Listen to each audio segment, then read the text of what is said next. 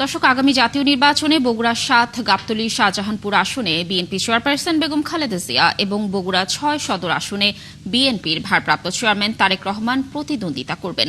তাদের পক্ষে বগুড়া জেলা বিএনপির সভাপতি রেজাউল করিম বাদশার নেতৃত্বে জেলা প্রশাসকের কার্যালয় থেকে মনোনয়ন ফরম তোলা হবে। সেখানে রয়েছেন সহকর্মী এস.এম. আবু সাইদ। আমরা যুক্ত হব তার সঙ্গে।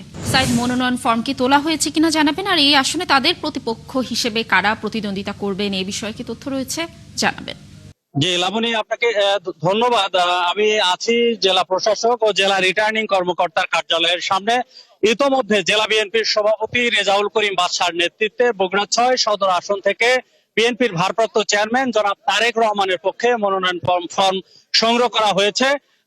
আর বেগম খালেদা জিয়া বগুড়া ৭, গাবতলী আসনের যে মনোনয়ন ফর্মটি সেটা এখনো সংগ্রহ করা হয়নি, তবে নেতৃবৃন্দ জানিয়েছেন যে একটু পরে সেটা জানানো হবে কখন কোন জায়গা থেকে সংগ্রহ করা হবে।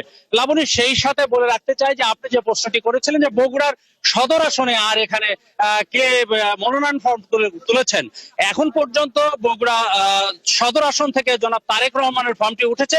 এই তথ্যটি কিন্তু রিটার্নিং কর্মকর্তার কার্যালয় থেকে আমাদের জানানো হয়েছে। তবে প্রতিদ্বন্দ্বিতা করার যেটা আমরা মাঠে দেখছি, জামাতের শহর আমির আবিদুর রহমান সোহেল এই আসনে গণসংযোগ করছেন দীর্ঘদিন হলে, তিনি হয়তোবা এখান থেকে মনোনয়ন ফর্ম উত্তোলন করবেন।